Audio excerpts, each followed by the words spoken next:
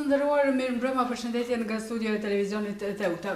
Vjojmë me emisionin e radhës Fokus. Temë këtij emisioni, kësaj radhe është deklarata e Ulqinit për parandalimin e mbeturinave detare, e cila është nënshkruar pikërisht sot në hotelin Karizma këtu në Ulqin, dhe Ulqini ishte një koqir pra i një deklarate të tillë, e cila realizohet në kuadër të projektit Menaxhimi integruar i mbeturinave dhe parandalimi i mbetjeve detare në Ballkanin Perëndimor.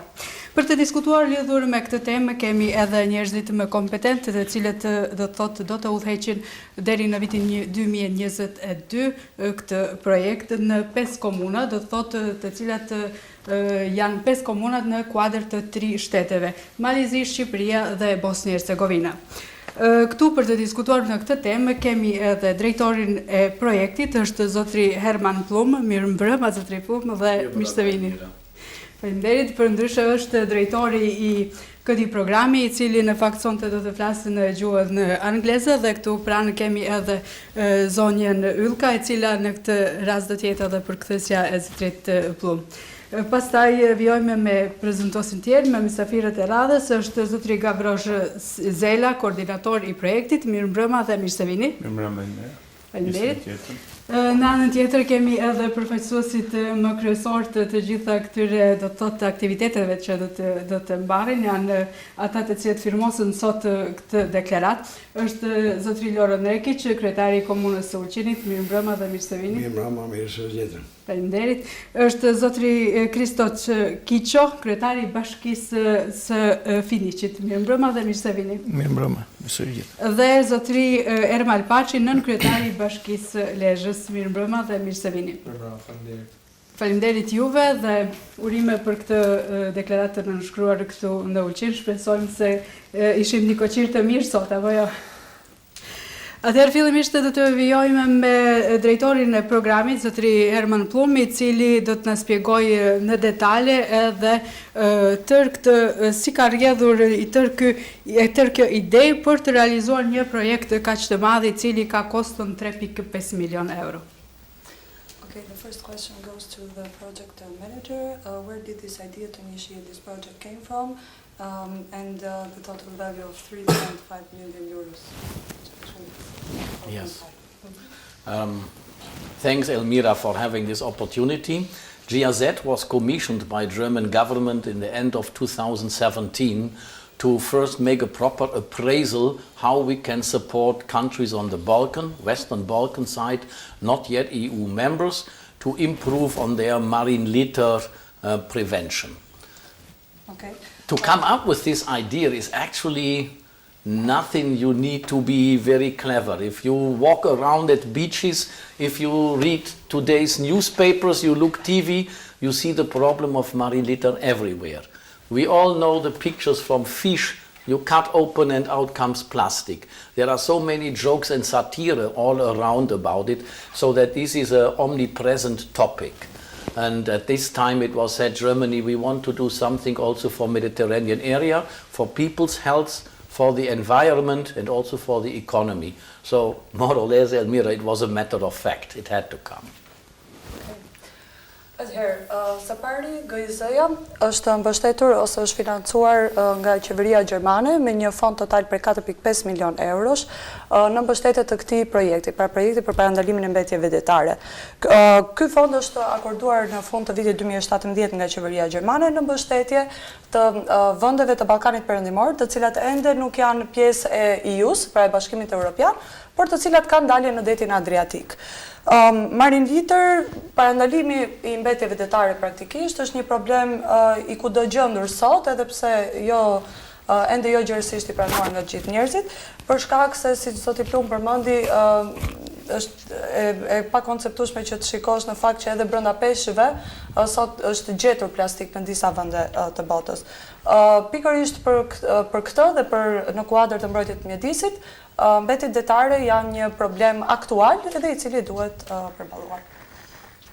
Pse janë përzgjedhur pikërisht këto 3 shtete dhe pikërisht këto 5 komuna? Why did the project select these 3 countries and most importantly these 5 municipalities? Well, if we look down from, let's say, Istria, you come down Croatia, you meet Bosnia-Herzegovina in Neum, and Croatia is a member of the EU, and this part of money comes from development cooperation, so EU countries cannot be beneficiary to it. But Bosnia-Herzegovina, then you come down to Mali Sea and Albania. Then you come at the Ionian Sea to Greca. So it was very normal when you look at Adriatic Sea to look for Bosnia-Herzegovina, for Mali Sea and for Albania, for Chypre. It was a matter of fact. Okej, së pari, në Ballkanin Perëndimor, aksesi shteti I parë I cili sapo del nga Bashkimi Evropian që është shteti I Kroacisë, është Bashkia e Trebinjës, pra që ndodhet në Bosnjë-Hercegovinë. Dhe kur vazhdon ende më poshtë, e ke të pashmangshme që të kalosh në Malin e Zi dhe më pas në Shqipëri. Pikërisht kjo ishte arsyeja, pra të treja shtetet vijojnë janë pikat e një pas njëshme pas Kroacisë, pra si shteti I Bashkimit Evropian, dhe që kanë dalje në detin Adriatik. Faleminderit, do të vijojmë tani me kryetarët në anën tjetër. Timën, zotrin Reki, që sot një hap jashtëzakonisht I madh në komunën e Ulqinit, një deklaratë nënshkruar pikërisht këtu dhe ishit një koqir I tërë kësaj ceremoni. Si e vlerësoni ju, do të thotë, këtë deklaratë nënshkruar në Ulqin? Po sot pra kemi nënshkruar deklaratën për parandalimin e mbeturinave në det, ose mbetjeve në det, si thojnë. Në tanë mirë, po na e kena pak gjuhën ma të thekshme. Kështu që a ishtë një deklaratë cila e rëndësishme për krejtë rajonin, si për Malin e Zi, ashtu edhe për Shqipërinë edhe për Bosnjën dhe Hercegovinën. Kështu që mbeturinat kanë kënë gjithmonë edhe janë hellë në det. Mirë, për në kohën e fundit, ma tepër janë të I hellë në det. Edhe kështu që pengohet zhvillimi I florës faunës në det, edhe I peshqive. Kështu që na kemë pas disa aksione në lidhe me pastrimin e plazhave, lumeve, lumit buna edhe tjerë, liqejve, cila I shumë rëndësishme për aspektin ekologjik të tre shteteve. Sa I përket deklarata është shumë rëndësishme, sepse edhe I falenderoj zotri Plumit, barësit të programit, drejtorit programit, se edhe shtetit Gjerman, sepse dim që edhe Ministria e Bujqësisë Malit Zi, edhe Ministria e Bujqësisë Shqipërisë, ato janë koordinim edhe kështu që I koordinojnë punë sa I përket kufijt edhe sa I përket bregdetit edhe sa I përket gjitha këto aspekteve. Kështu që na kemë pas disa aksione, disa organizata jo qeveritare të cilët janë marrë me këtë pastrimin e plazhave dhe detit, por edhe mos të harrojmë edhe lumin buna, sepse edhe pri lumit buna vinë mbeturinat pa pame, kështu që disa aksione I kem pas për pastrimin lumit buna, sepse buna I se të ndet, deti I shpërndan gjithkon, kështu që për me ndalu atë, I shdesh me pastru ma par lumin buna, kështu që edhe deti atër ishtë ma I pastru. Rëndësia e dytë është, sepse dy ministrit, Ministria Malit Zi dhe Ministria e Shqipërisë, përveç asaj kanë ndiku shumë në këtë sistemin ekologjik për pastrimin e lumit buna edhe plazhave në përgjithësi.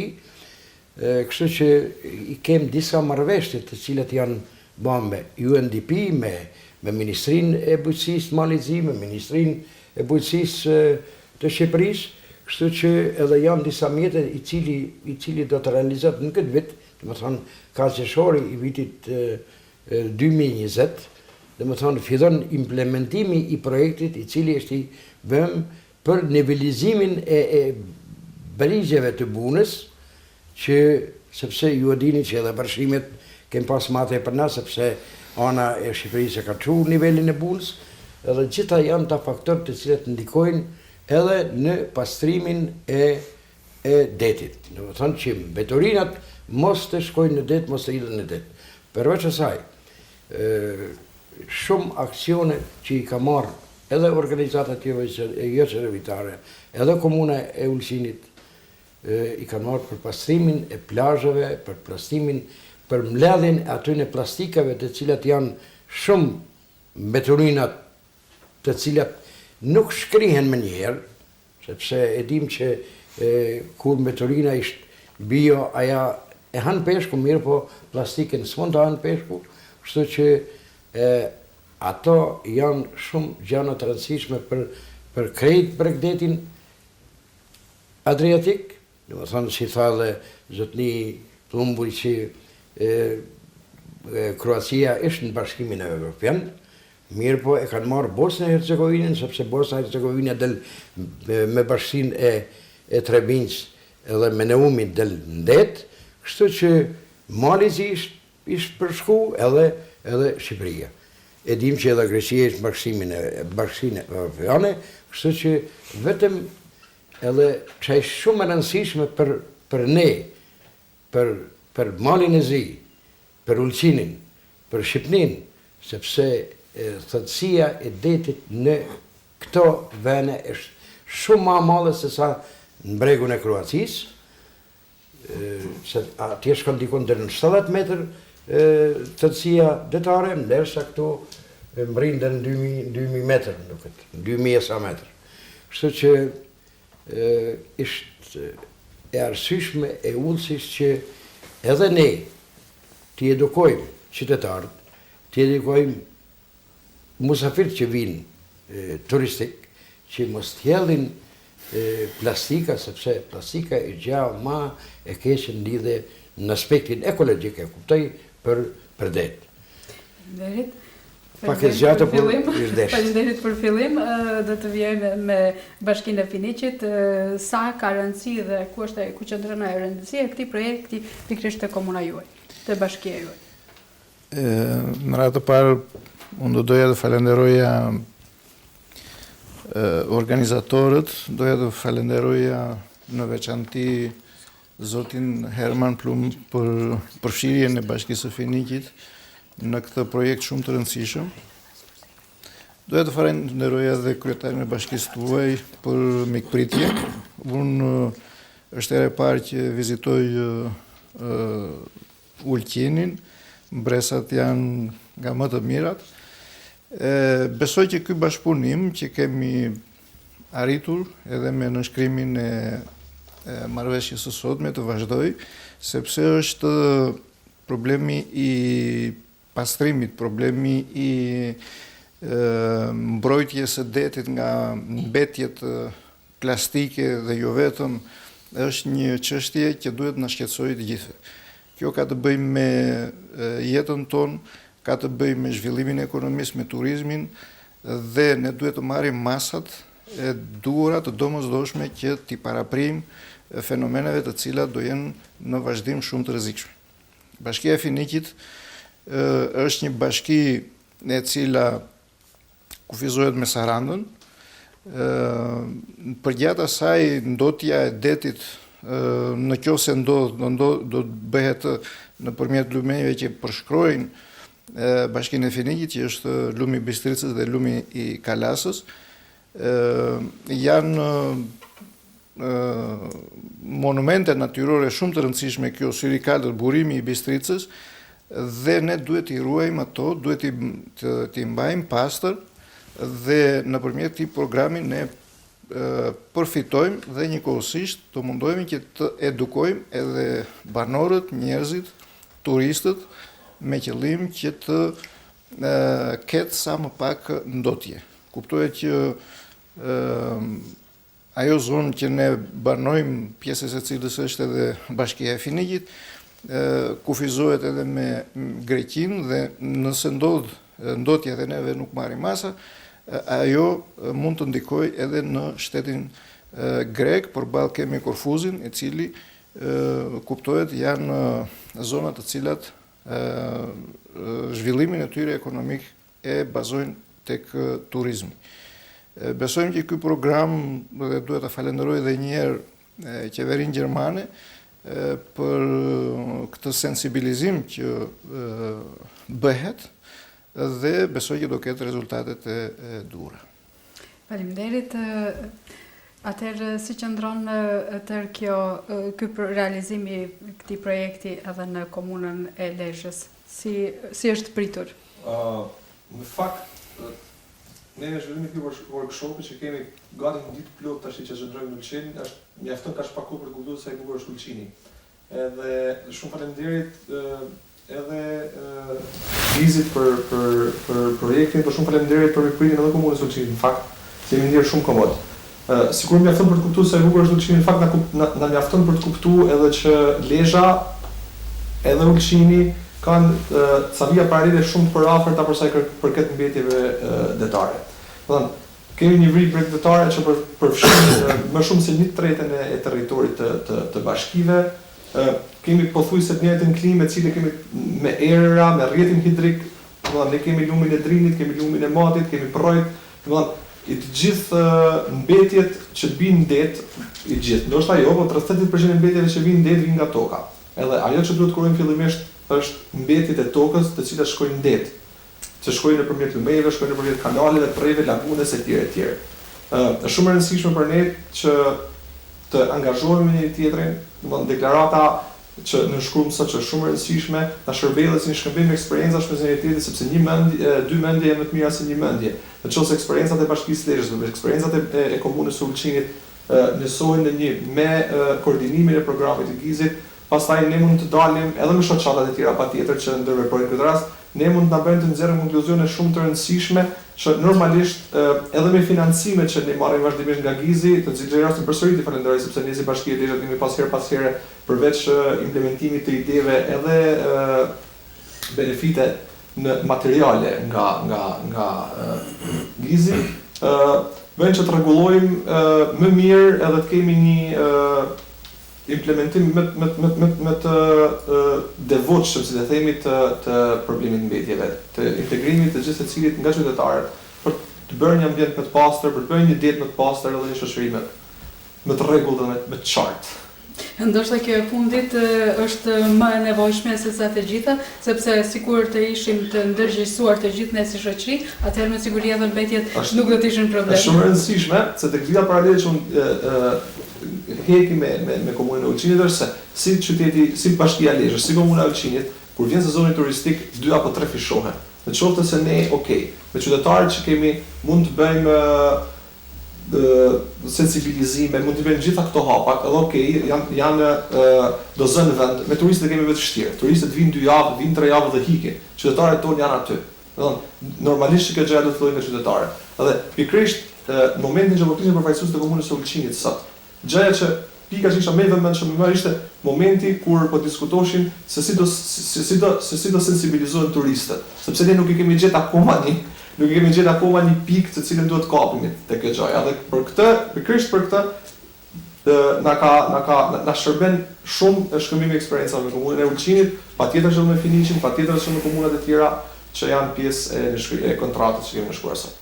Në këtë rast ndoshta turistët bëjnë atë se çfarë do të gjejnë. Kështu që edhe turistët nuk mund t'i fajsojmë deri në papund, sepse nëse ato shohin se dominon një pastërti, siç është rasti tek plazhet e Ulqinit ku dominon vërtet një pastërti jashtëzakonisht e madhe, atëherë aty nuk vinë mbetjet as do të thotë mbeturinat të cilat jedhen në det, por që vinë me kalimin e kohës, sepse në mund në fund të vitit në lumin Buna nga shteti Shqipërisë ishte një kontingjent i madh i pulave të ngordhura, të cilat erdhën, do të thotë, në lumin Buna dhe këto nuk i sollën turistët, jo se jo.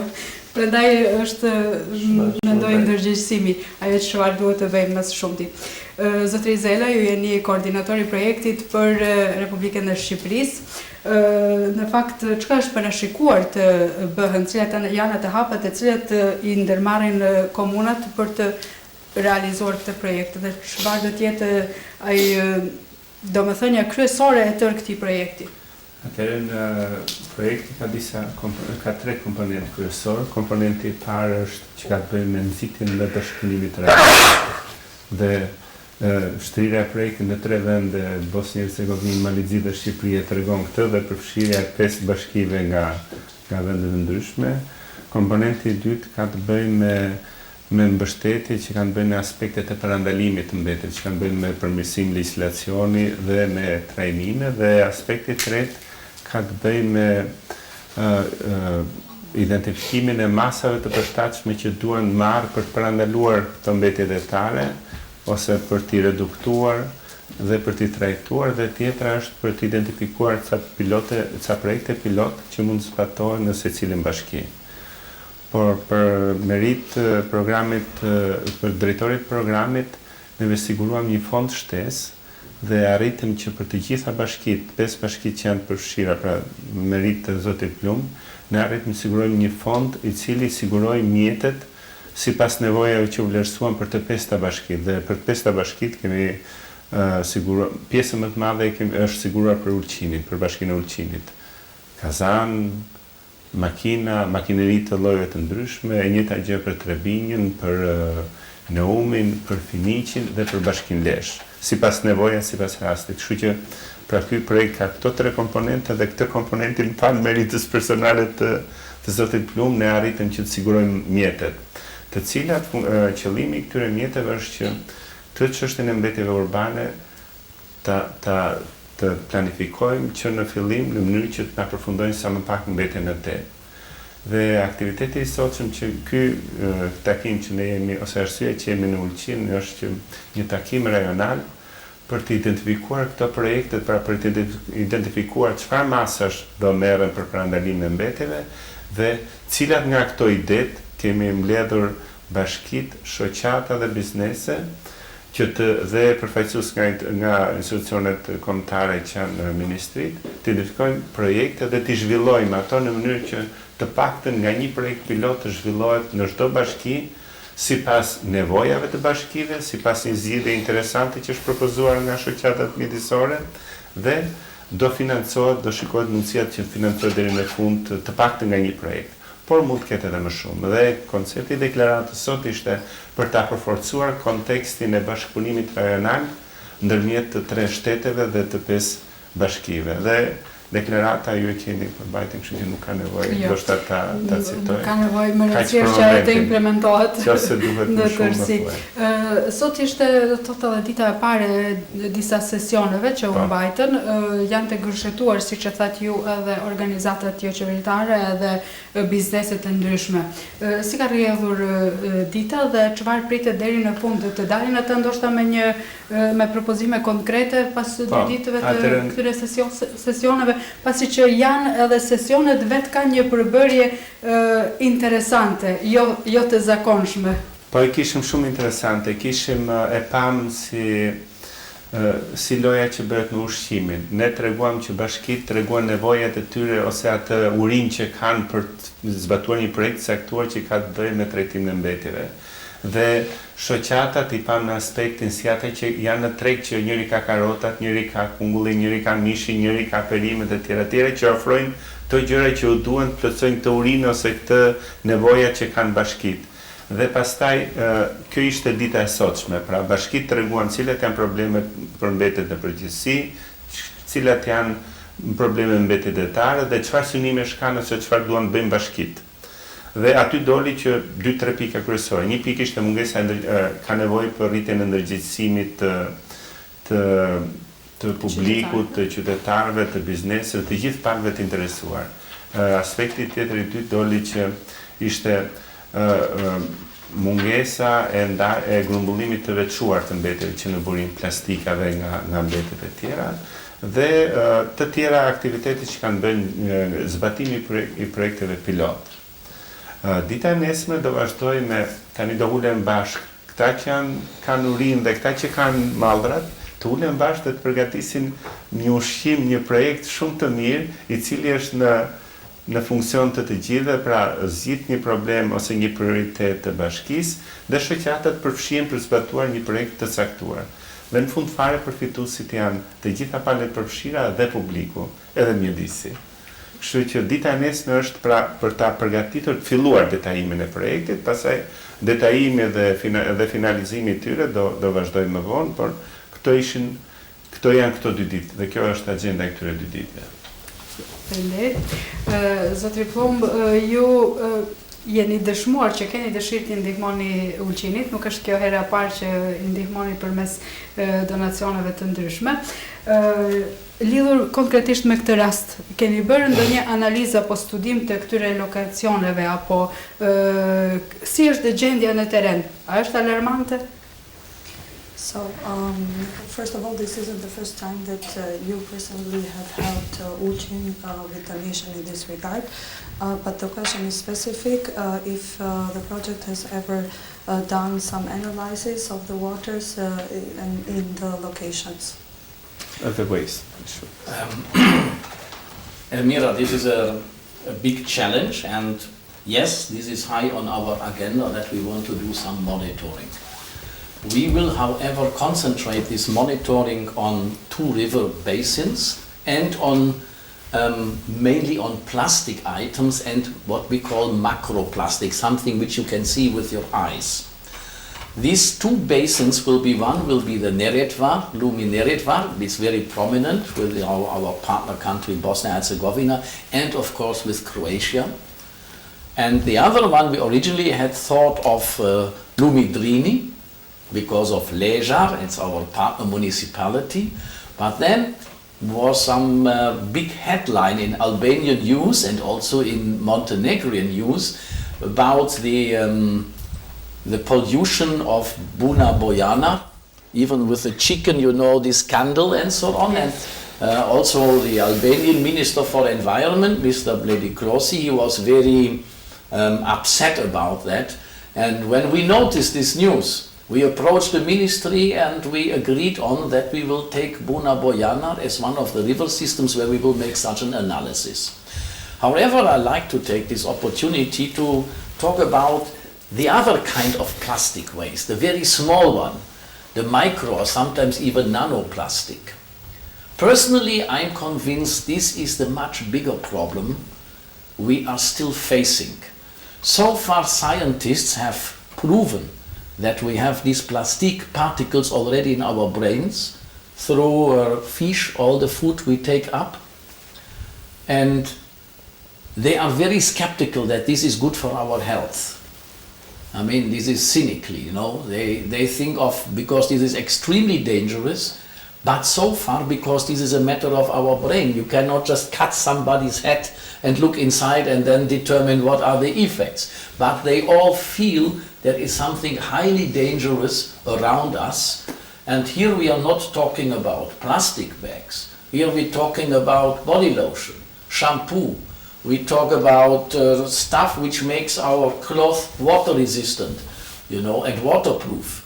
If this stuff, if you throw away this kind of textiles, it's in the ocean, they wash it off and it becomes smaller and smaller. It gets into fish, it gets into algae everywhere, and we consume it again. And so it ends up, we don't know what it all is doing in our bodies. This is another huge danger.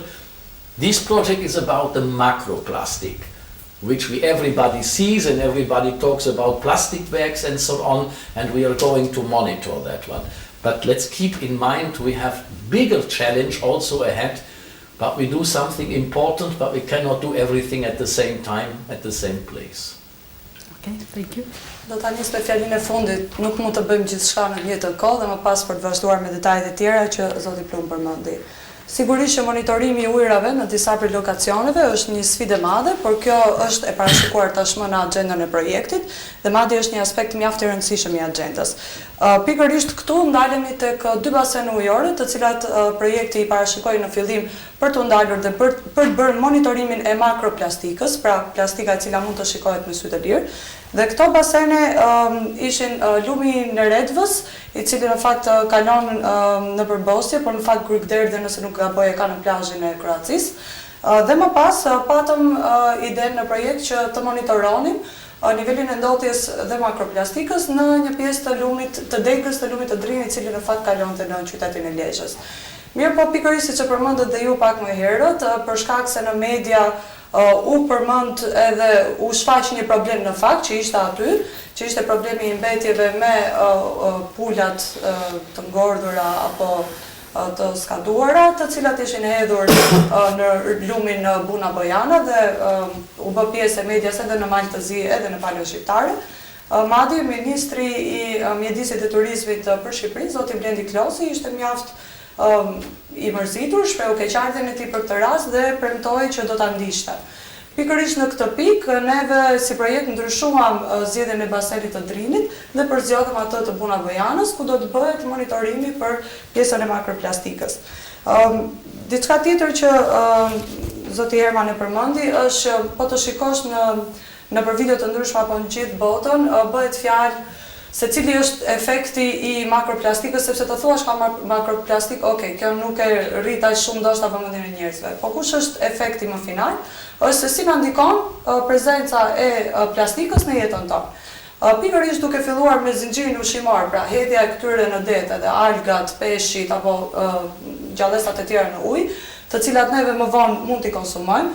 Shkencëtarët në gjithë botën kanë arritur gjenë në stomaqet e këtyre gjallësave pjesë të plastikës, po ende nuk kanë arritur ta provojnë shkencërisht që këto mund të kenë ndikuar edhe shëndetin tonë, pra që të hapin kokën tonë dhe të shikojnë në trurin tonë se çfarë ndikimi ka patur.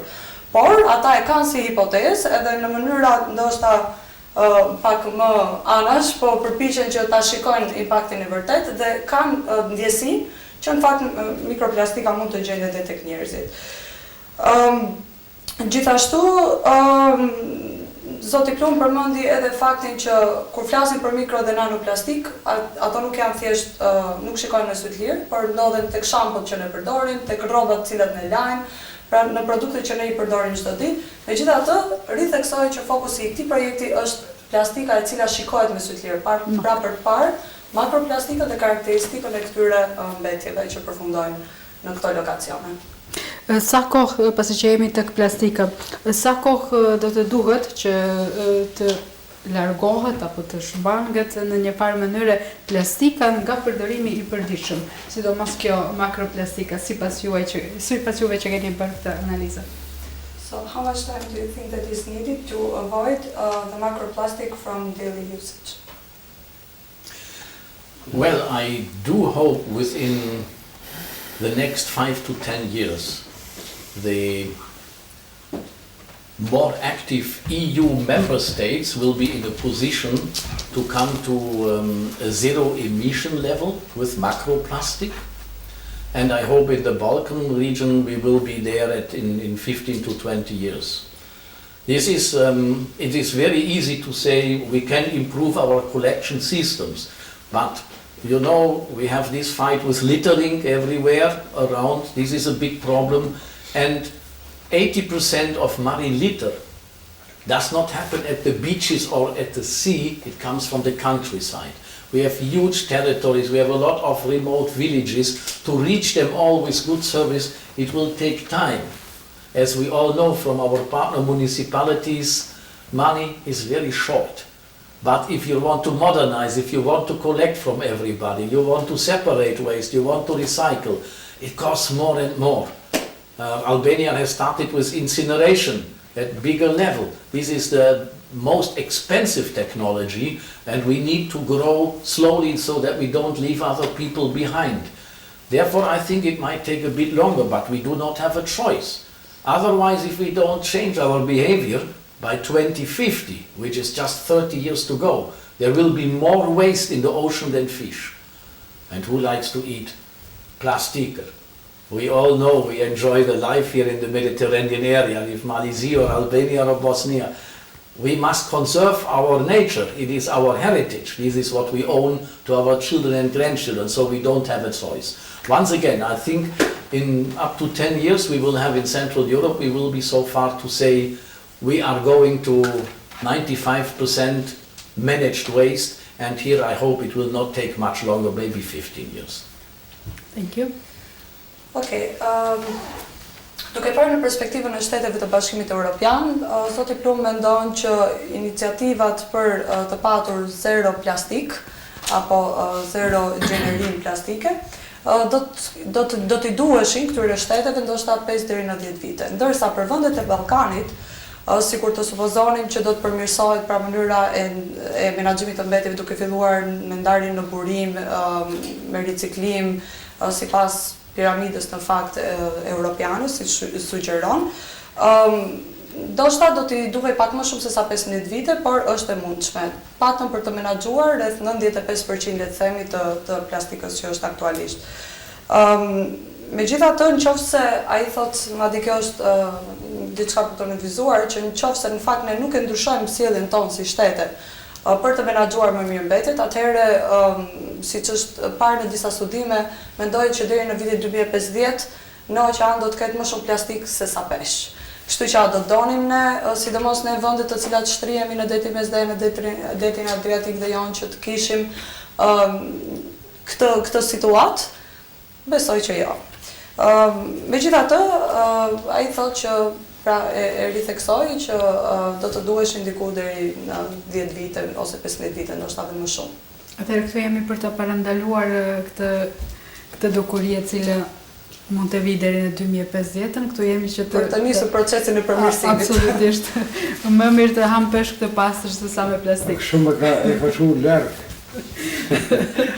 Po, kur flasim për mbetje, mendohem mos është mendimi që të kemi edhe riciklim të mbetjeve, kjo është një trend i cili duhet të shkojë ka vota moderne apo jo, të cilët shumë shtete e kanë, mirë po si qëndron puna tek riciklimi. Mund të presim në të ardhmen, ndoshta që të jetë edhe ky një projekt iniciues, që të kemi edhe do të thotë ndonjë fabrikë të riciklimit të mbeturinave.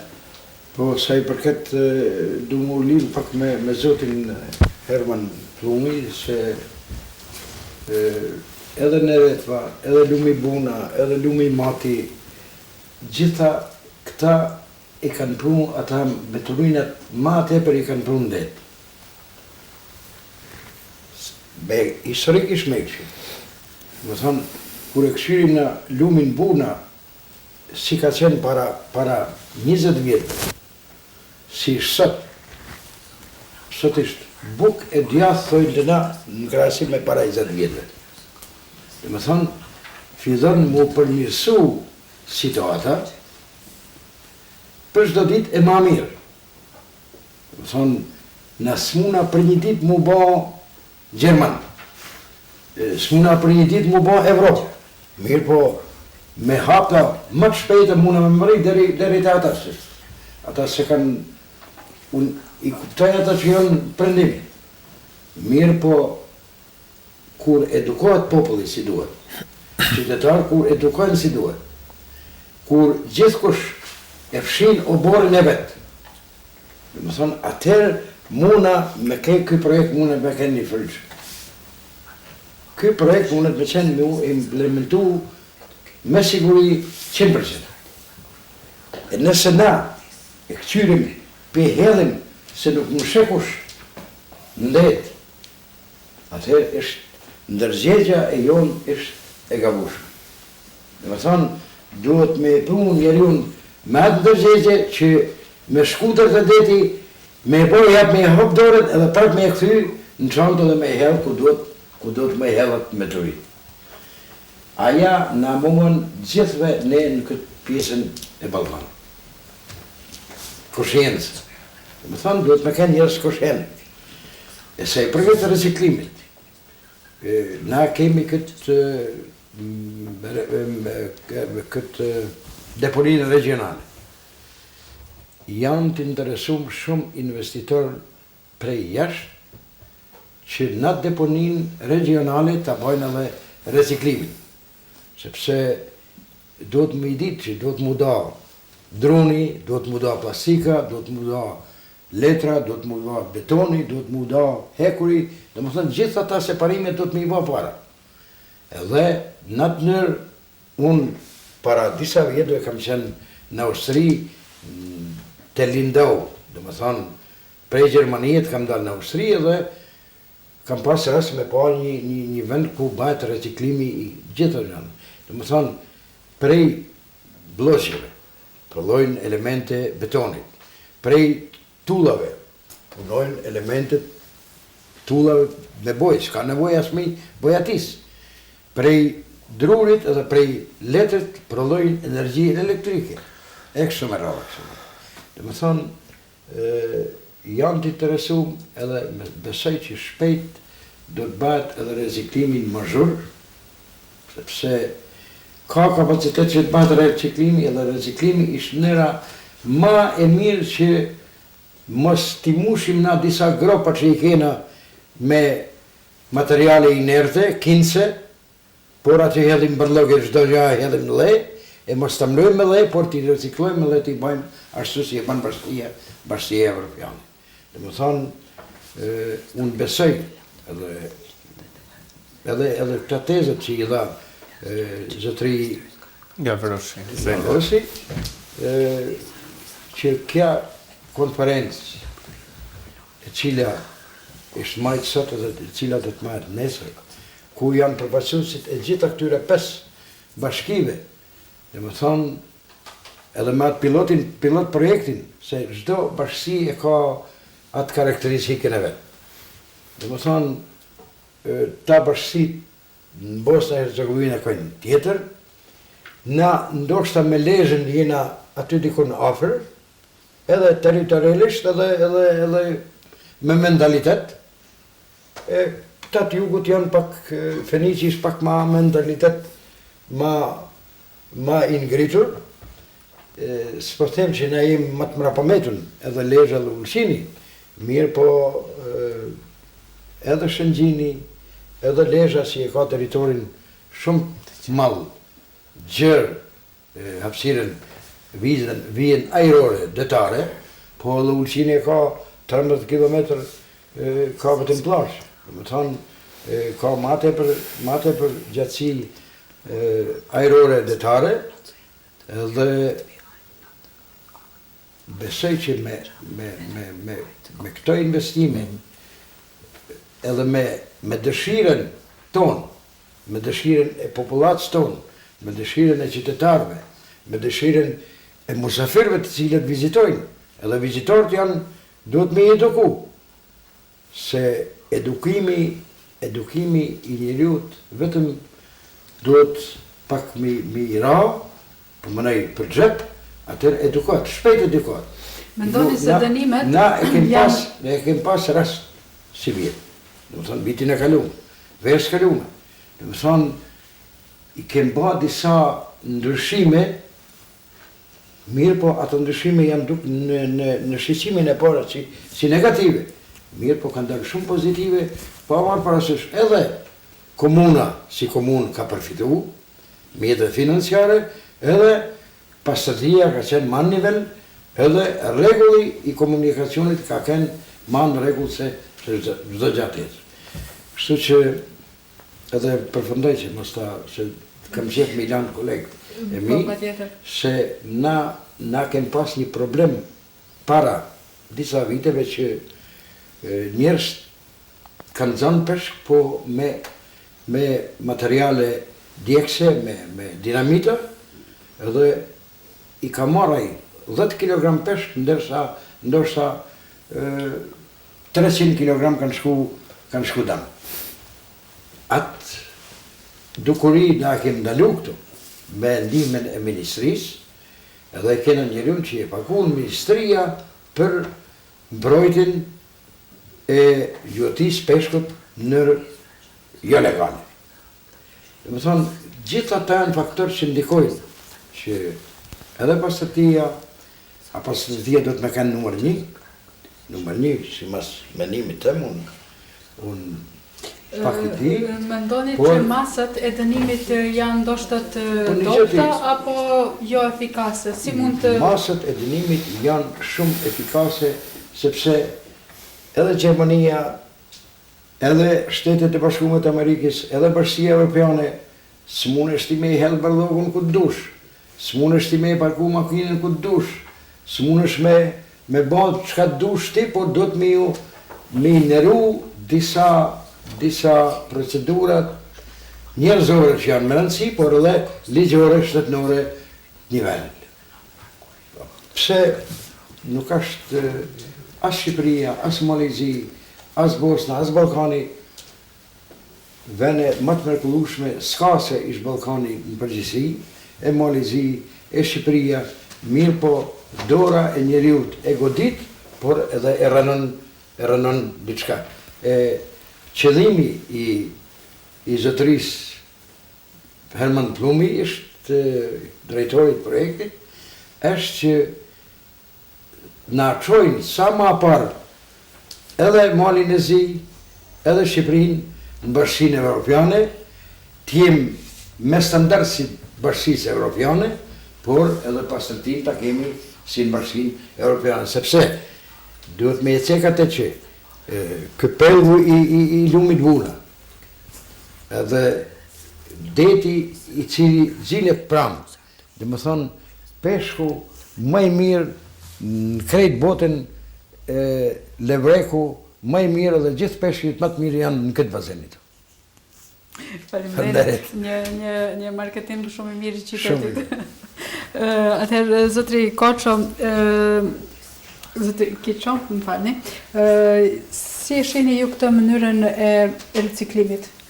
E ka bashkia juaj apo cilat janë ato problematikat që mund të... Momentalisht nuk e ka këtë procesin e riciklimit. Fatmirësisht, e them, në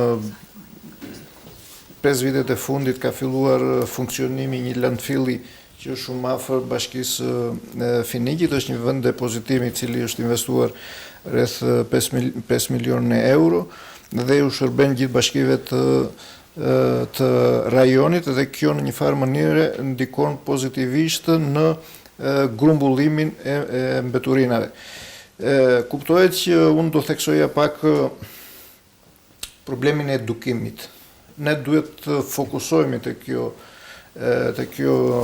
çështje që të edukojmë sa më mirë, duke filluar që nga shkollat edhe gjithë komunitetin për rëndësinë që ka për jetën tonë pastërtia dhe marrja e masave të duhura në këtë drejtim. Kuptohet që programi i Gizit, pjesës e cilës neve kemi nderin që të jemi pjesë, ka një datë fillimi, ka dhe një datë skadimi, ne duhet të përfitojmë maksimalisht nga kjo, dhe jo vetëm thjesht në bazë materiale, në kazan apo në makineri, por duhet të mësojmë nga përvojat e tyre, si që bëm edhe një vizit në nëntorin e vitit të kaluar në Gjermani dhe pam një proces fantastik me të cilën vepronin Gjermanët në këtë drejtim, që kanë avancuar kuptohet shumë më tepër nga neve, por besoj që ne duhet të përfitojmë sa më mirë nga kjo. Kuptohet që nuk është edhe aq e thjeshtë, sepse kuptohet që Ballkani, popullsia jonë nuk është shumë korekte në drejtim të zbatimit të ligjit, por besoj që masat, si theksoi dhe kryetari i bashkisë, masat duhet të jenë të rrepta me qëllim që njerëzit të ndërgjegjësohen. Duhet të fillojmë ngadalë që të mësojmë dhe të heqim nga jeta jone e përditshme plastikën, sepse ajo përbën një rrezik shumë të madh për jetën tonë. Në Shqipëri kanë filluar Ministria e përkatëse, Ministria e Mjedisit dhe Turizmit ka punuar fort edhe në drejtim të legjislacionit, ka përmirësime në vitet e fundit dhe besoj kjo ndikon sepse kuptohet që Shqipëria pjesën kryesore të ardhurave të saj në ekonomi do t'i ketë nga turizmi. Dhe nëse neve nuk ofrojmë pastërti, ne nuk mund të kemi turizëm elitar ashtu si që ne pretendojmë. Faleminderit. Bashkia Lezhësh me çfarë problematikash kur janë në pyetje mbeturinat ballafaqohet dhe keni ju ndonjë qendër të riciklimit apo ndoshta është në përgatitje sipër? Në fakt Bashkia Lezhës viteve përpara tentoi të implementonte idenë e riciklimit mbeturinave në burim, që i bie që nga koshi të ndahet. Në fakt e implementoi në qendrën e qytetit, gjë që nuk funksionoi. Gjëja e keqe është që nuk funksionoi, kurse gjëja e mirë është që nuk funksionoi jo vetëm për faktin se qytetarët nuk ishin të ndërgjegjësuar, por edhe për faktin që ajo nuk u mendua mirë, sepse u vun vetëm koshat e mbeturinave të ndara, por jo makinat që do i merrshin apo ku do shkoshin. Domethënë u merrshin edhe u çoshin prapë bashkë, nuk është se u zgjidh ndonjë gjë. Po, gjëja e mirë është se njerëzit fillunin të mësohen me këtë idenë. Kjo është një gjë e mirë. Pastaj normalisht në këto kushte që jemi sot ne nuk e kemi një ndarje të mbeturinave. Është ajo që thotë që zitojmë përpara kryetari i komunës së Ulqinit, që ne 20 vjet më përpara ndoshta nuk kishim zona që nuk kishim askush mbeturinash fare, kurse sot në Bashkinë e Lezhës 97% e territorit është mbuluar me kontenier mbeturinash. Normalisht ajo pjesa vogël janë fshatra rurale të cilët kanë vështirësi, por ama edhe nuk është se prodhojnë mbeturina, është ajo pjesa vogël. Normalisht me hap pas hapi do tentojmë. Janë sa gjana që edhe koha i sjell, po më shumë se koha i sjell vullneti i njeriu. Kështu që besoj se shumë shpejt bashkë me ndërveprimin, bashkë me implementimin e ideve, programeve që jo vetëm Gizi, por gjithë ne me njëri tjetrin, edhe ndërveprimin nëpërmjet të komunave, idetë do e sjellin ndoshta më shpejt, sa më shumë punë as më shpejt do e sjellin. Faleminderit. Faleminderit ty. Zotri Zela, në fakt biseduam pak me kryetarët e bashkive lidhur me reciklimin. Ju merreni me projekte të shumta dhe ide ka sa të duash, por sa mund të shfrytëzohen ato ndoshta për të filluar në një fazë tjetër që është reciklimi, pasi që komunat në fjalë nuk e kanë qendrën e reciklimit. Mund të bëhet diçka në këtë drejtim? Si e shihni ju në aspektin e implementuesit të projekteve? Faleminderit për pyetjen. Në fakt, çështja është më komplekse se sa thjesht riciklimi. Riciklimi është një nga format se si mund ta zgjidhim në problemin, por do të përmendej një moment kur erdhëm dje nga Tirana dhe ndaluam në rrugë. Dhe ndaluam të tre, edhe zoti Plum, edhe Ylka, edhe unë. Dhe blem gjëra dhe kur dolëm aty, na pyeti shitja, do qesk plastike? Ne tham jo. Dhe sa i bëri përshtypje. Dhe po bënim shaka me kolegën, po thoshin shumë, po na par shefin e me qese plastike na hoqi nga puna, në sensin që neve gjëja e parë është që për të reduktuar plastikat, po marr plastikën si lëndë me qaj është më shqetësuese dhe kalon nga toka në det, është gati 80% e lëndës që kalon në det. Dhe nuk përpunohet apo ne duhet fokusohemi që te parandalimi, që të mos e kemi fare, të mos e përdorim plastikën si mjet, pastaj në qoftë se e kemi si ta mbledhim në mënyrë të veçuar nga mbetet e tjera dhe pastaj atë që kemi mbledhur si ta trajtojmë, ta riciklojmë e tjera. Dhe në aspektin e parandalimit ne si projekt kemi dy gjëra kryesore. Kemi po mbështesim në aspekte ligjore që kanë të bëjnë me ndalimin. Për shembull, një ka qenë që kemi mbështetur ministrinë për përgatitjen e draft ligjit për ndalimin e qeseve plastike totale, dhe tjetra po konsiderojmë për objektet e tjera që janë një përdorim, që janë gotat që përdoren për kafe, janë ato që i përzihen, janë lugët, pirunët, ose këto mbulesat që përdoren kur shkon për piknik në terren dhe i lën njerëzit aty, pra të tilla artikuj të cilët ne i përdorim një herë dhe i flakim, që janë kryesisht prej plastike. Ose shishet plastike që përdoren për paketimin në ujë dhe shumë gjëra. Pra, nëse ne vendosim legjislacion dhe ndërtojmë ndërgjegjësimin e njerëzit që ti mjanojnë përdorimin e mbetjeve plastike, ta përdorin një qese prej bezëve disa herë mund ta përdorësh, kurse një qese plastike po e bleve, do ta blesh një herë dhe nuk e përdor më. Pra, duhet të përqendruar këtu. Tjetra është në çdo bashki që neve do jemi, edhe aty kur ka iniciativë se nuk ka, një nga masat kryesore do fillojmë me projekte pilote për grumbullimin e veçuar të plastikës.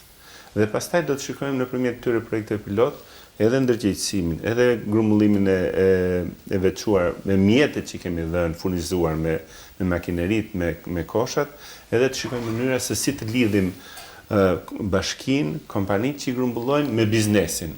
Dhe për ta bërë këtë ekonomi, edhe këtë problem që është mjedisor dhe është i dëmshëm, ta kthejmë në një përfitim ekonomik, sepse në natyrë për hir të parimit përdorimit qëndrueshëm të burimeve, çdo gjë që ne marrim nga natyra, ajo ka një vlerë. Ne e marrim për një vlerë dhe ajo mund të kalojë nga një vlerë në një vlerë tjetër. Dhe sot Bashkimi Evropian ka miratuar edhe direktiva që quhet ekonomia qarkulluese. Ne aktualisht kemi një ekonomi që neve marrim disa lëndë të para, i futim në një makineri ose në një linjë, prodhojmë një produkt dhe në fund çfarë kemi? Kemi ca gjëra mbetje dhe kemi një produkt që ka një funksion caktuar, e përdorim disa vite dhe hedhim. Dhe po të shikoni nga ky që është si lineare, kështu që ti hyn lënë të para, procesohet diçka dhe ke mbetje, ke produkt, harxhon energji e tjera, të vihet te koncepti që ti të marrësh lënë nga natyra, ti futesh si lënë të parë në proces dhe të kesh një produkt, mos kesh mbetje. Dhe këtë produktin të kesh mundësi ta ripërdorësh, ta kthesh në lënë të parë. Koncepti i riciklimit qëndron këtu, që ti ke ca lënë të para, ke ca mbetje, i kthe në një lënë që mund t'i ripërdorësh, por nuk mund t'i ripërdorësh të gjitha, prap ke një problem. Kurse po ta planifikosh ekonominë që çdo gjë që ti merr nga natyra, ta marrësh aq sa duhet, jo çdo gjë. Aq sa të duhet, atëherë bëhet quhet ekonomi qarkulluese ose e mbyllur. Unë që se do ta thjeshtonja me një aparat telefonik celular. Që se ti blen sot një aparat celular, pas 3-4 vjetësh, 2 vjetësh, 1 vit, zhvaret nga marka ti e hedh. Mund të ishte rasti që kur ti blen një celular, pas 2-3 vjetësh ta çonje prap aty ku e more. Dhe ti ndroshin pjesët dhe ti të merrje prap një celular. Pra të gjitha ato pjesë që kishe, në botë sot përdoren dhe ka disa mekanizma që, për shembull, juve mund t'i keni asur, për shembull, në disa qytete, në disa shtete, në Gjermani është, po edhe në vende të tjera, për disa amballazhe, kur ti e blen të vendoset një taks mbi atë 10%, 20% dhe ti e paguan. Dhe ti ke mundësinë që po ta çosh mbrap te supermarketi, ti e merr këtë 20 cent që ke paguar. Këto janë disa skema. Ka dhe skema të tjera që bizneset që kanë detyrim, si Coca-Cola ose këto që prodhojnë amballazhe shumë, organizohen me njëri tjetrin, krijojnë skema të cilat këto mbetje që ato, pra këto plastika që ato ose këto paketime që ato futin në treg, kujdesen që ti mbledhin prap që ti trajtojnë. Pra kemi parandalim, reduktim, zbutje dhe në fund pasaj trajtim. Kështu që është më komplekse. Dhe gjatë projektit do bëjmë disa nga gjërat. Por më duket që ne funksionojmë në bazën e dënimeve, po që s'na dënuan, nuk implementojmë asgjë, si që thatë edhe ju, nuk e more qesën për shkak të shekut. Jo, neve po bënim shaka, po thoshim pra na është bërë pjesë e kulturës tani. Prandaj. Zotri Plum, si e shihni ju vinin nga një botë shumë më moderne, ndonë se dhe ne ishim më modern, ndoshta në disa vite më përpara, sepse kur flasim për lumin Budha, në shumë vite më herët, uji ishte i pishëm, kurse sot flasim për një trajtim jashtëzakonisht tjetër, ndotës. Por si e shihni ju këtë mundësinë e riciklimit? So, you are coming from a modern world in terms of plastic and waste management, but there was a time maybe that we were more modern than you because you could even drink water from the Buna River. So, how do you see the recycling issue from your point of view? Elmira, I do not think that recycling is the big rescue for our problem. Our problem is that we are simply overusing the resources of this planet. We are consuming too many things and throw away like that. Our people have invented plastics. If you look around, we have plastics everywhere. What you have in your hand is made of plastic. We were very happy that plastic can be so solid. You can make tennis rackets which are stronger than ever from steel, made from plastic, carbon. We have now many cars running with batteries. Inside is lithium. Now we start thinking, what are we doing when these batteries are getting old? You cannot recycle lithium at the moment. There are some doing, and it's accidentally at the university in Germany where I studied, in Aachen, there is an institute, they are leading in this research how to recycle lithium batteries. We have already many millions of cars going with lithium batteries. We have no process which is economical in big. In laboratory they can do, but in big, nobody, can you imagine? We are all promoting electricity for mobility and we don't know how to recycle them. And there are also the question, we are consuming too many things. Look at the plagimade. in summertime when the tourists are there, how much plastic is there? Do we need that? We had some examples we discussed today, for instance, Bashkia, Monaco, München in Germany. Since late 80s, so 1990, 1989, the mayor has forbidden to use single-use plastic items like plates, forks, cutlery for public events like our famous Oktoberfest. He simply said no, not allowed anymore. And they reduced the remaining waste from 18 tons to 800 kilograms. So Bashkias can do something, and this is a solution not coming by recycling. They said, no, you can use glass, drink from the mug, clean it. So we could have our parties also with some service. You call somebody, they come with plates, with crockery, cutlery, they clean it, and you pay a certain fee to them for this service. Why not? Recycling, you cannot recycle many things. PET bottles, you cannot make PET bottles from them again. You can shredder it, you can make it small and use it for something else. This glass, you cannot recycle for glass anymore, not this kind of glass. Bottles you might reuse. You know, nice bottles, beer bottles, you can clean them, refill.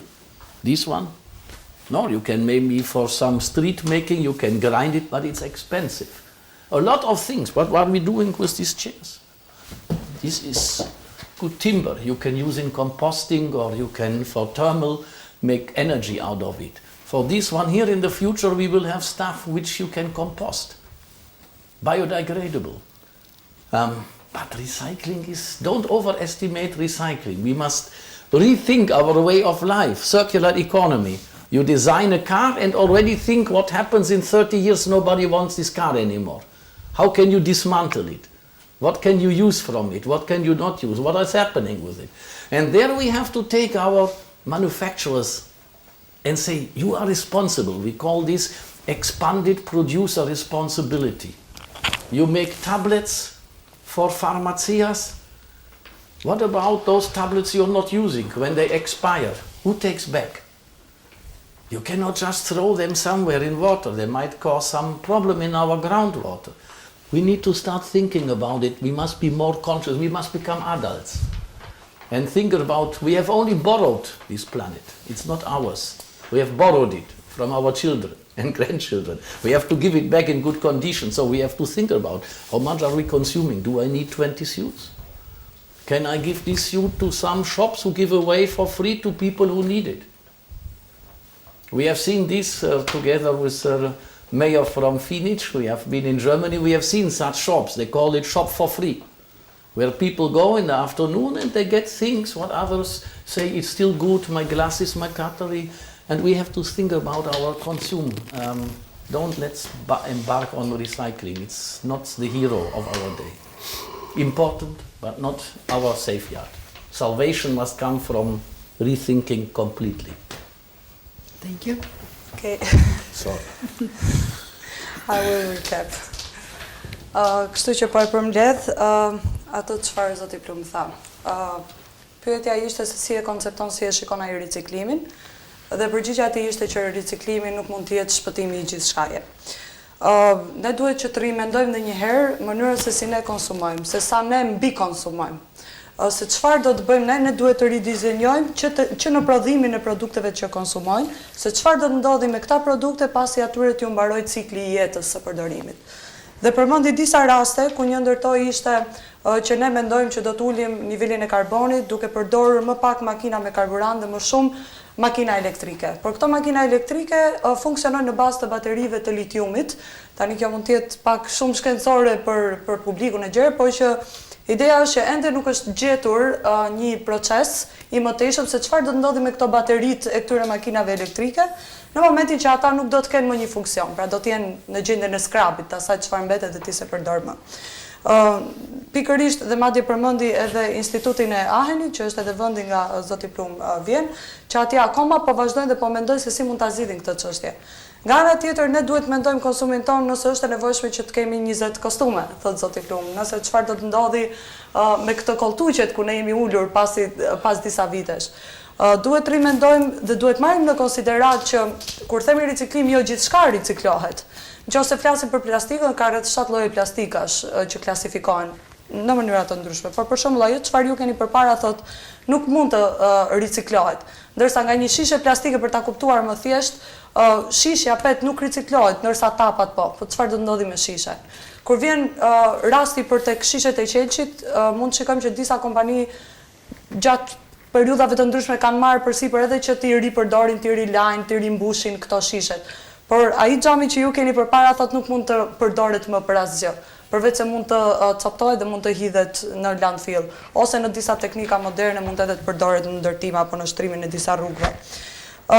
Ka disa iniciativa të cilat thot janë më të mira se sa thjesht fjala riciklim.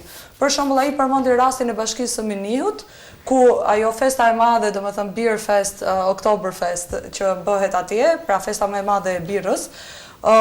Imagjinoni çfarë do të ndodhte thot nëse do të kishte vetëm gota plastike të cilat do të përdoreshin me atë konsum të jashtëzakonshëm të birrës. Por në fakt Bashkia e Minihut e ka ndaluar përdorimin e plastikës një përdorimshme, që mund të jenë gotat e plastikës, këto setet e të ngrënit, pra piruni, thika, luga, pjatat plastike. Jo, ka thënë Bashkia, gjithë ai tregu që shet birë do duhet që të marri gotat të cilat pastrohen, lahen, pra që ripërdoren. Dhe në këtë mënyrë ka patur një rënje drastike të plastikës. Për te kësaj, çfarë mund të ndodhte, imagjinoni me ato tabletat, me ato kokrat që ne blejmë në farmaci, ke shumë farmaci të cilat në fund ju skadojnë ilaçet. Ku do t'i hedhim në ujë? Çfarë do t'i ndodhi ujit të pishëm? Edhe nëse ne hedhim në tokë, ajo diku do të shkryhet dhe do të shkojë tek ato pellgjit ujëmbajtëse dhe ne një ditë do ta konsumojmë atë. Kjo pastaj patjetër që nga eksperienca ime do të sillte gjëra akoma më të mëdha të tipit ne mund të fitojmë imunitet ndaj sëmundjeve të ndryshme dhe më ilaçet nuk na bëjnë punë. Kështu që kjo do duhet që të parandalohet. Megjithatë, ai i përmblodhi duke thënë që ndoshta përgjigjja do të ishte të ndryshojmë mënyrën e dizenjimin e prodhimit, mënyrën tonë të konsumit, pra ne si qytetarë të bëhemi vetëdijshëm për atë çka konsumojmë. Ndoshta të shtojmë dhe pjesën e kompostimit, në të ardhmen ky koltuku mund të jetë i degradueshëm në tokë, në qoftë se bëhet me materiale bimore dhe jo me materiale plastike. Dhe e përmbylli me një pjesë, me një shprehje shumë bukur në fakt që planeti që ne kemi sot dhe burimet që ne po i përdorim, i kemi marrë borxh dhe do duhet që t'u akthejmë fëmijëve tanë. Kështu që pikërisht për këtë do duhet që të mendojmë 2 herë për veprimet tona. Faleminderit. Faleminderit, duke pasur parasysh se jemi edhe në pjesën e fundit të emisionit. Pas të gjitha këtyre ideve, do thotë mbetjet apo mbeturinat në tërësi janë një problem jashtëzakonisht i madh. Nuk rrjedhën nga dita e sotme, por rrjedhë në vazhdimsi. Zotrin Rekiq, si do ta mbyllni ti ju ndoshta ndonjë me çfarë mesazhi do të përmbyllni ju këtë emision të sotëm? Që kështu i përshëndes gjithë spektatorët e televizionit, shqetësuesit e televizionit TEUTA. Na kemi në shkruesat një deklaratë e cila është shumë e rëndësishme për gjitha ato 3 shtete dhe gjitha për këto 5 bashki. Edhe mesazhi im është që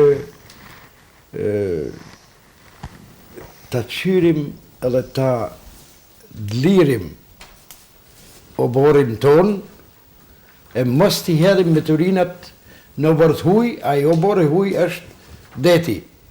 E detin duhet me rujt, sepse prej ti mbaren shumë faktor, turizmi një, për gjitha këto të vendet edhe këto qytetet që janë në shkrucet e kësaj deklarate, por që ishë më rëndësi edhe shëndeti njeriut edhe jeta ekologjike e njeriut, dhe më thonë, pastërtia ishë numër 1 në botë edhe të na, në çdo familje, pse mos t'jemi edhe mos t'merremi, mos t'sidhemi edhe në atë nërë që t'jem sa më të pastër, sa më të mirë, dhe kur ish njeriu i pastër, kur ish njeriu i mirë, kur ka vullnetin e mirë, atëherë me siguri që edhe Mali Zi, edhe Ulqini, edhe Shqipëria, edhe Lezhë, edhe Finici,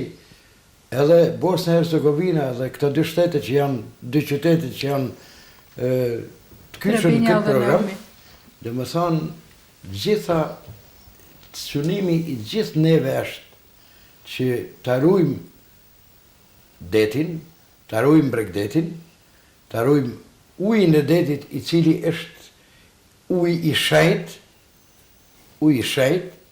sidomos bregdeti Adriatik është uj i shejt, sepse e thash më parë që peshku më i mirë gjinet këtu të na, në bregdetin e Shqipërisë dhe të Malit Zi.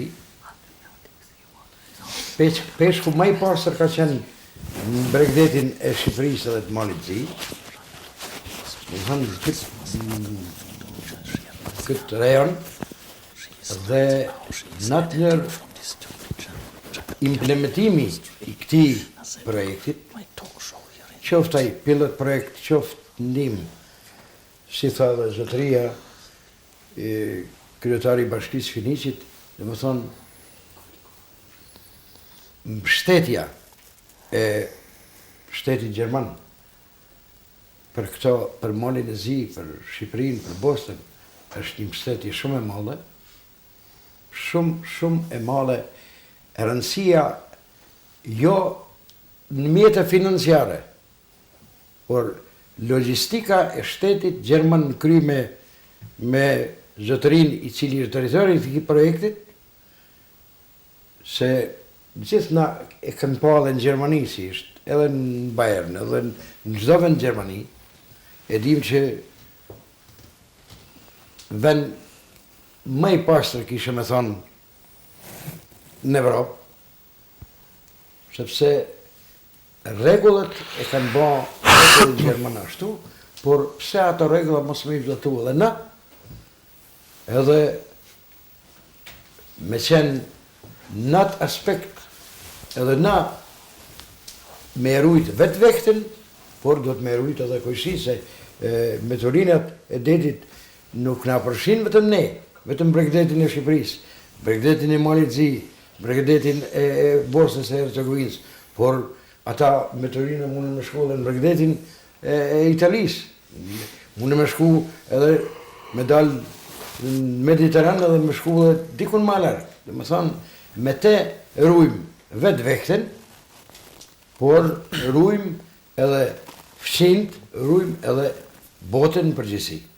Sepse ky aspekti ekologjik sot kanë dalë ndoshta shumë organizata jo qeveritare, cilat ndoshta e sulmojnë një aspekt, një drejtim e cilin e merr një qytet, mirë po ndoshta ato e sulmojnë jo me qëllim të mirë, po ka asaj organizatas jo qeveritare që e sulmojnë me synim të keq, çka nuk është e mirë, sepse duhet me këqyr që është më me rëndësi, duhet me qyr popullin e këtyne qyteteve, popullin e këtyne shteteve, edhe në mërësi popullin në botë.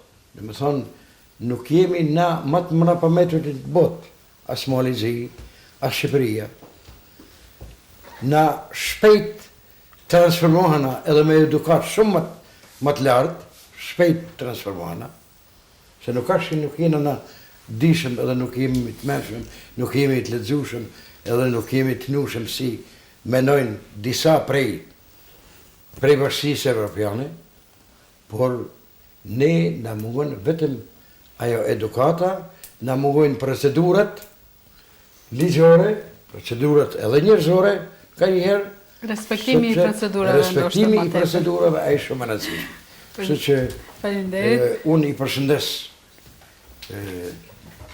kryetarët e komunave, kryetarin e Finicit edhe zotërin në kryetarin e komunës të Lezhës, por me respekt posaçëm e përshëndes edhe zotëri Herman Plumin, drejtorin e këtij projektit, Faleminderit.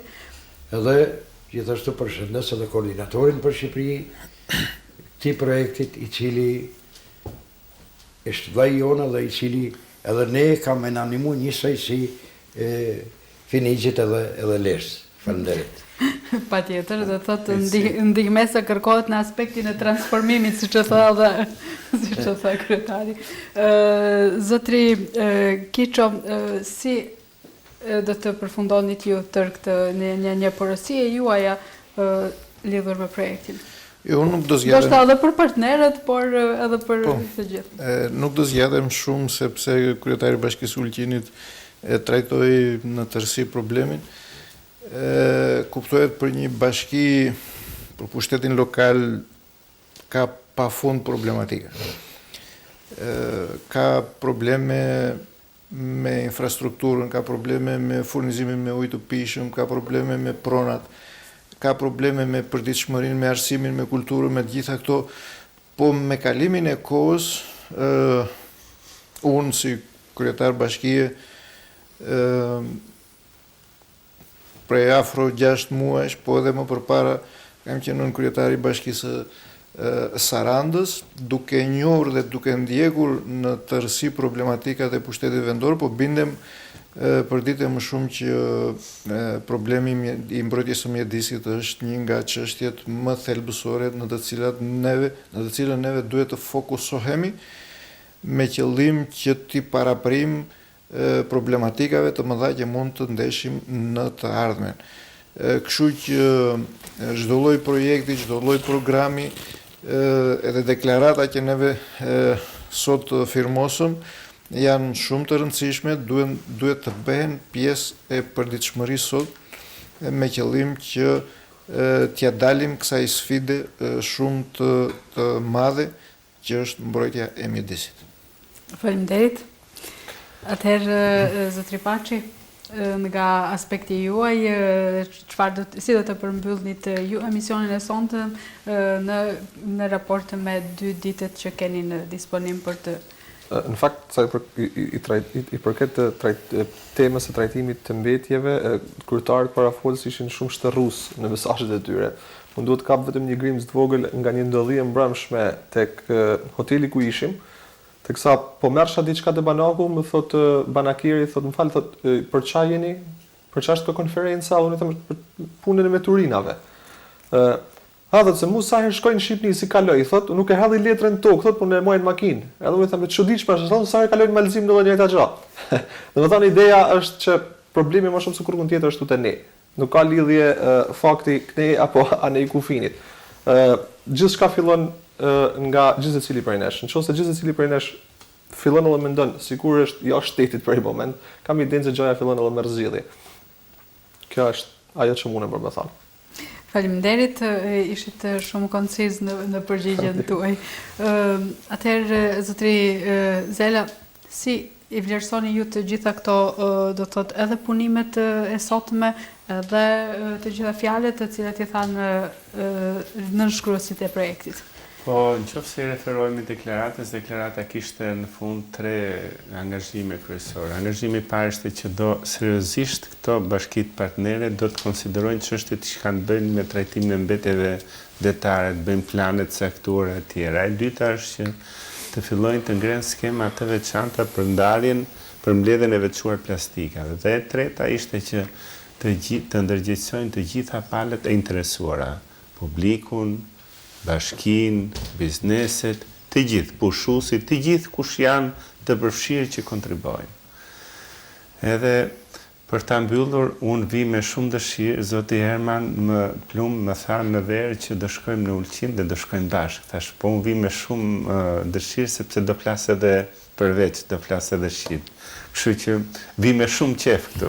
Edhe disa herë që kemi ardhur, kam përshtypjen dhe një nga arsyet që është zgjedhur Ulqini si në mes, Lezhë, Finiqi, Trebinja, Neumi, kështu që ka shumë gjëra që e bëjnë Ulqinin mezin e artë të gjërave.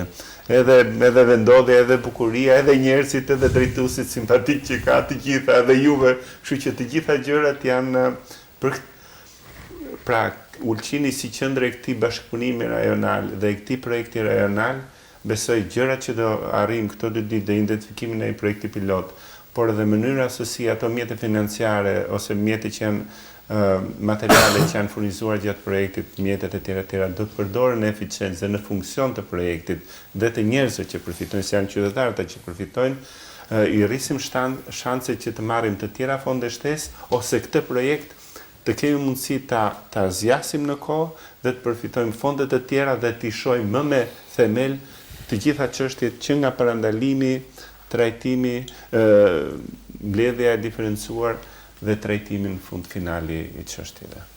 Faleminderit. Zotri Plum, ju si e vlerësoni tërë këtë situatë, cila është ajo porosia juaj qoftë edhe për bashkëpunëtorët e projektit, në raport ndoshta me Gjermaninë, në qoftë se nuk është shumë tendencioze kjo kërkesë? So, how do you evaluate and assess the situation, and what is your message to give, in particular maybe with our partners, and why not if it's not too ambitious compared to the German approach?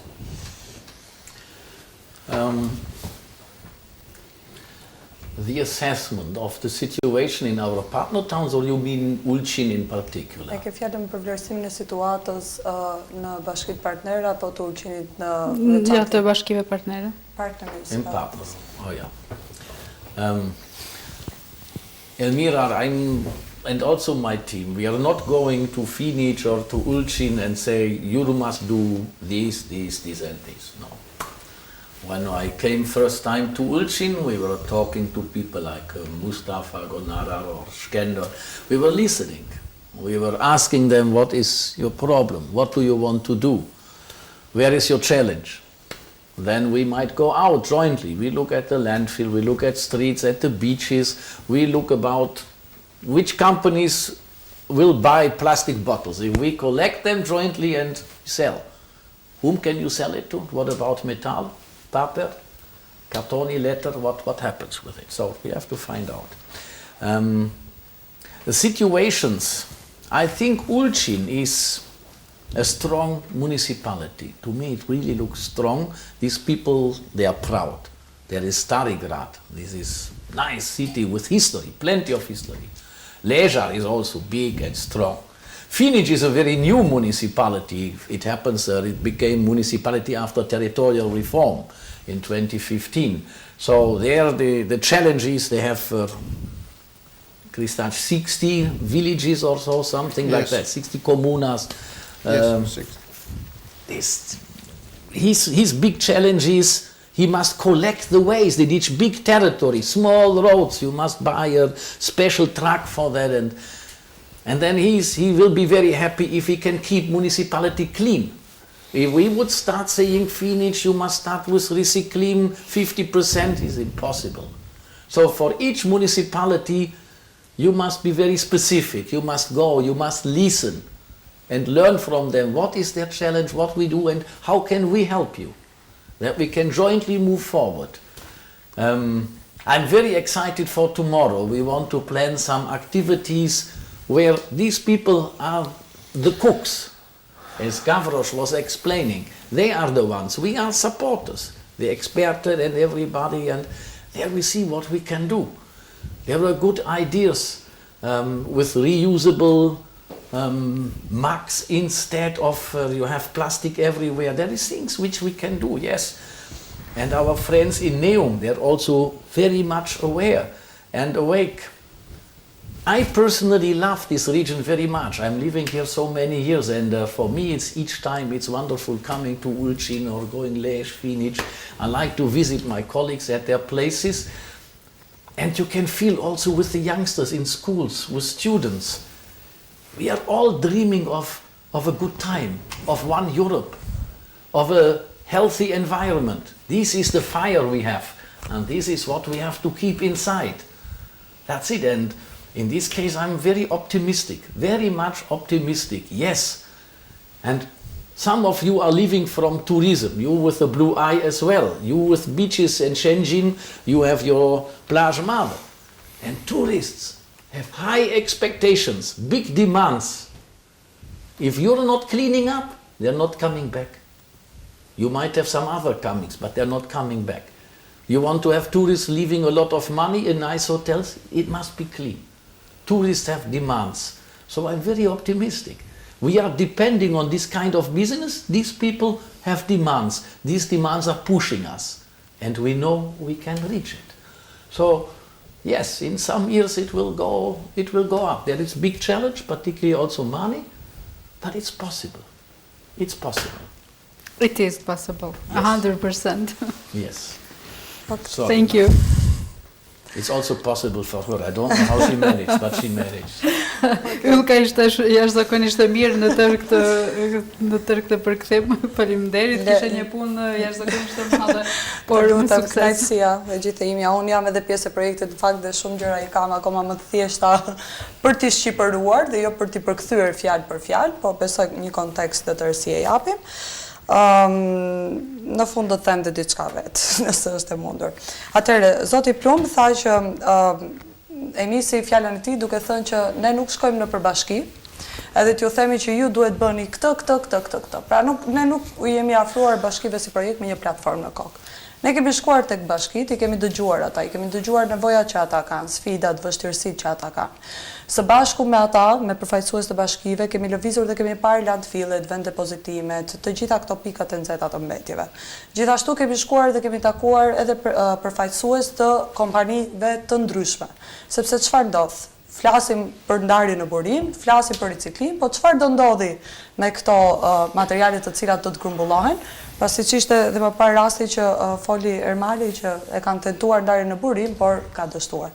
Kështu që është folur me këto kompani në mënyrë që të bien dakord me bashkinë për 1, 2, 3, 4 materiale, të paktën të ketë një interes, sepse mbetjet në fund të ditës ka një vlerë tregu. Secila bashki ka karakteristikat e veta. Dhe zoti Plumb ju referua pak Bashkisë Ulqin, që janë bashki e fort, me karakter praktikisht, janë krenar, njerëz krenar, nga ana tjetër Bashkia Fini, që është një bashki e krijuar prej pak vitesh, me një popullsi modeste, nga ana tjetër Bashkia Lezhës ka një shtrirë të gjerë të territorit. Pra po t'i shikojmë, të gjitha bashkit mund të jenë të ngjashme sepse janë pika turizmi, po nga ana tjetër mund të jenë të ndryshme në kuadër të karakteristikave që kanë dhe se si duhet ta menaxhojnë këtë situatë. Pikërisht për këtë arsye, ritheksoi zoti Plumb, ne i dëgjojmë ata dhe përshtatemi me nevojat e tyre. Megjithatë, ai thotë që mezi pret të shikojë se çfarë do të ndodhi nesër në ditën e dytë të workshopit, që tani ka disa ide të mira, duke filluar në fakt që nga ndarja në burim, edhe tek ajo çfarë mund të bëhet me plastikën, disa mënyra kreative. Megjithatë, zoti Plumb ka jetuar në këtë rajon, në Shqipëri, për të paktën 8 vite, 8 years now, okay. Dhe ai e dashuron këtë si rajon. I pëlqen pafund gjithë vija detare, qytetet të cilat ai ka vizituar vetë me motociklet. Dhe ajo që ka parë, madje edhe tek të rinjt, pra tek studentët, dhe mënyra se si ne i qasemi futjes së vendeve tona në Bashkimin Evropian, ai është optimist. Është optimist që ne mund t'ja dalim dhe pikërisht nëse bashkitë angazhohen, sepse ka turist përveç pjesës së banorëve të cilët e duan këtë shërbim, është një ndër shërbimet bazë, por ka edhe turistë të cilët kanë kërkesa të ndryshme, kështu që kërkesa tërheq edhe rritjen e shërbimit nga ana tjetër dhe përkushtimin e bashkive. Për këtë është projekti që do t'i mbështesi, do të vazhdoj t'i mbështesi, megjithatë po e ritheksoj edhe një herë optimizmin që ai ka që kjo situatë do të përmirësohet. Nuk është rasti, do të shtoja që ai e do në këtë rajon, pasi që gjermanët tradicionalisht ishin musafirët e parë dhe do të thotë këtu në komunën e Ulqinit. Germans were the first visitors in this Edhe musafirët kryesor. Dhe ai shpresoj që nuk është i fundit. Shpresojmë edhe neve. Thank you for the Në fund thatë që ju keni një prononcim tuaj të drejtë. Kam një prononcim timin. Unë fakt i jam bashkuar këtij projekti në veçanti, por me mbetjet jam marrë për pak më gjatë, që në gusht të vitit të kaluar. Edhe derisa, ndoshta ne mund të dëgjojmë, po derisa futesh dhe kërkon për këtë gjë dhe shikon ca video, ca foto, ca gjëra që të ngelen në mendje, ndoshta nuk je 100% i ndjeshëm ndaj çështjes. Mirë, po çfarë ndodhi? Duke parë këto e vura re dhe vetë që pata një lloj ngacmimi dhe thash, e di çfarë, do ta tentoj që t'i ndaj mbetjet në shtëpi. Dhe unë kam qenë në gusht të vitit të kaluar që të paktën mbetjet e biodegradueshme, çfarë janë mbetje ushqimore, i mbaj në një qese veçantë, dhe materialet të thata i lë në një qese tjetër. Pse? Sepse në Shqipëri ne kemi edhe një element tjetër që janë këto waste pickers, këto peshkatarët e mbetjeve që shkojnë nëpër kosha, shyen qeset dhe besoj që të tre përfaqësuesit e bashkisë e di shumë mirë se sa kosto dhe sa mund ka të lajnë koshat edhe ajo era keqe dhe ato ankesat të qytetarëve. Dhe të paktën i fus të gjithë të materiale në një qese transparente në mënyrë që ai personi që shkon e shikon që aty ka pak plastik se mund t'i interesoj, një kanaçe alumini apo edhe karton. Sepse në fakt ka disa kompani të cilat merren me të paktën me tregtimin ose ritrajtimin e këtyre. Kështu që unë kam vetëm një thirrje për gjithë publikun që ndoshta edhe pse nuk ka një skem sepse kërkon shumë para për t'i trajtuar mbetjet, le të fillojnë nga vetë atyre dhe të përpiqen që t'i ndajnë. Që kur kjo skema t'jetë në vend, të mos përballen me ato gjobat e rënda që mund vinë nga mbrapa. Faleminderit. Ndërsa unë pavarësisht nga projekti do të them pasi që e theksove anën tënde private, në anën time private në shtëpi kemi zonën e kompostimit, kështu që mbetjet që janë për kompostim i mbajmë, do të thotë i kryejmë në këtë formë. Gjithsesi unë ju falenderoj për pjesëmarrjen tuaj këtu në studion e televizionit TEUTA që ishit mysafir dhe pjesë e emisionit Fokus. Unë ju uroj një bashkëpunim të gjatë, projekte të tilla edhe më thellë dhe më shumë dhe të takohemi me rezultate edhe më konkrete. Kjo ishte vetëm fillimi, kurse shpresojmë që herën tjetër do të flasim për realizimin e disa pjesëve të cilat veç i kemi përmendur sonde. Faleminderit edhe të gjithë. Faleminderit. Mirë takofshim herën tjetër. Kemi 2 vite e gjysmë, gati 2 vite e gjysmë projekt. Absolutisht. Faleminderit. Miqtë dashur të televizionit TEUTA, kjo ishte e tëra çfarë kemi përgatitur sonte për këtë edicion të emisionit Fokus. Unë ju falenderoj për vëmendjen tuaj, bashkë ju takofshim në emisionet tona të radhës.